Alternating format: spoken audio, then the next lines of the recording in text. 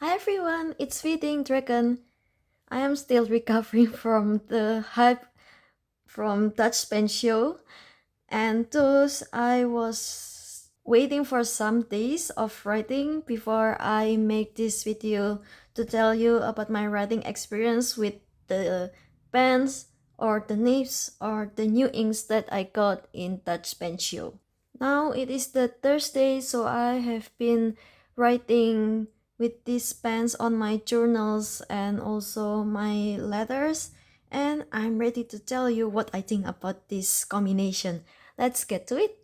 The first pen and ink combination that I have here is my Arclayer pen from a pen maker from India, and I ink it with Taunus. Both this pen and this ink don't have any name, so I feel like it's the perfect pairing for this.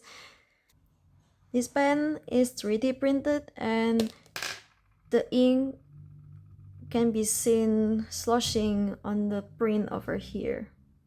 The Taunus ink came in a bottle like this. I think it's around 10 mils or 15 milliliter. It previously behaves well, but I found out that if I use this Yusari notebook, the ink feathers just a tiny bit, and it happens on the second day forward.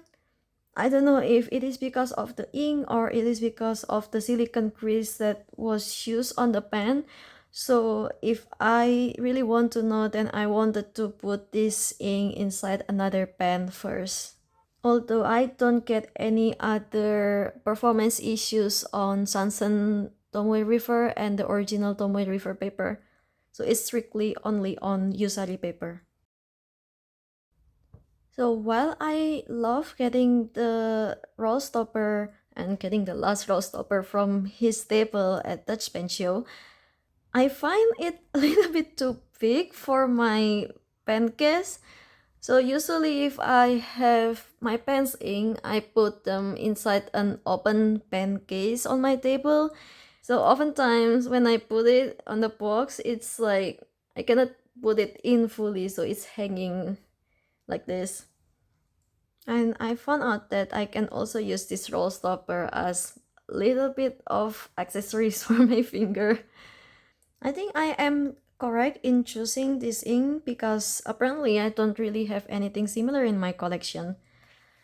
The closest that I can find is Lapan Aprotite Pink, although Lapan Aprotite Pink looks just a tiny bit yellower compared to the Taunus ink, and in writing they are almost the same.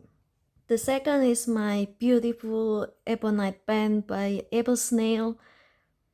The name of the pen is Sketch Pen, and I fill it with Pennonia Fahaziko, which means tree house. The nib in it is my newest CY grind, which is an architect grind, and the nib has Esterbrook logo just because I don't have any other nibs left. The pen itself is way more comfortable than I thought. Every time I write with it, this combination has been a real joy. And weirdly enough, from now on, I feel like the smell of ebonite is quite comforting. So I can totally see another ebonite pen in my future because it's just comforting. I also love the nib that goes with it. So this is the nib that I got from my nib appointment session with CY. I wanted an architect that is narrower than my other architect, and this architect is just perfection. I really love it. I want to keep writing with it. I am really glad that I get to try this ink because it's just so wonderful. The name is cute, it means treehouse. The color is brown, but it's soft brown. The ink dries to a darker color, so it is totally legible and I love it for it. The ink has just enough brown that hits the right spot for me. I can totally recommend the pen, the nib, and the ink. As for the color, I think KWZ Old Gold is the closest to Fahaziko. Burley wood from Birmingham Pen Company is way yellower than Fahaziko. The third pen and ink combination is my Studyo Agackakan pen with model WP6 olive agate blank. I fill it with Birmingham Pen Company Interstellar Bronze, and the nib is CY Mini Sankakusen.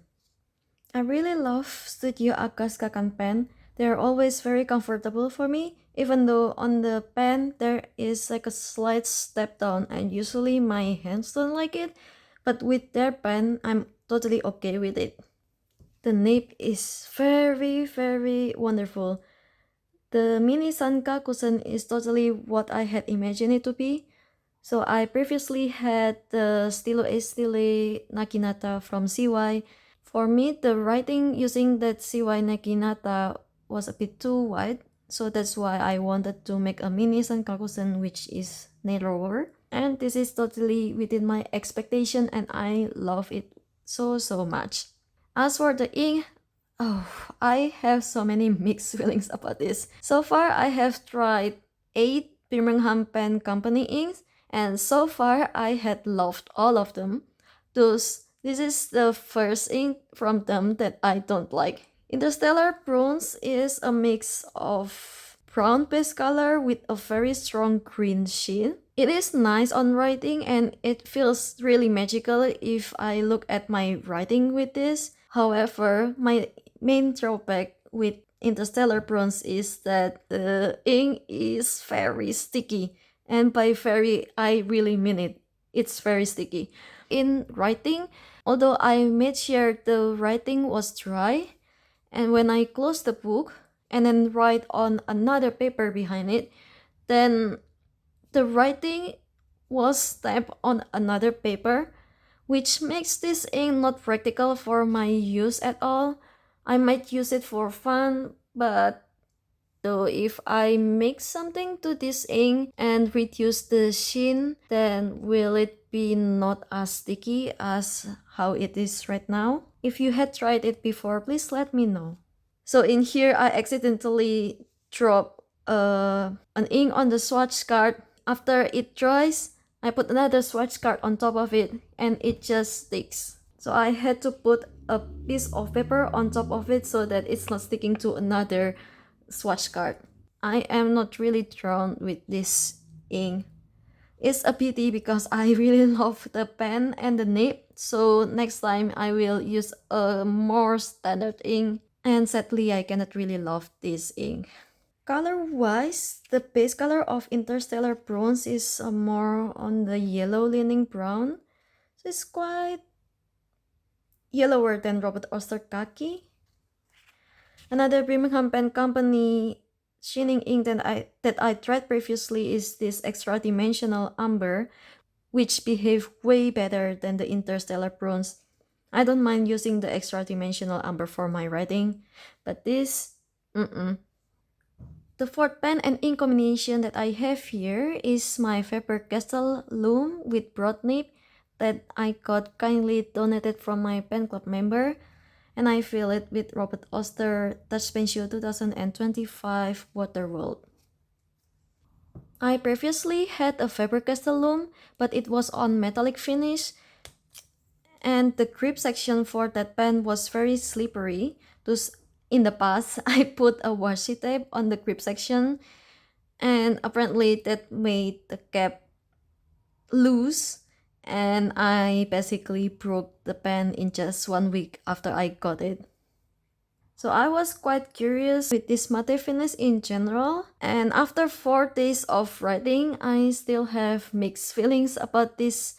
Without the cap, my Pilot Custom 823 was the heaviest with 19 gram, and this Loom without the cap is 25 gram. So it's 6 gram difference, and I didn't realize how much difference it is to writing until I have this pen.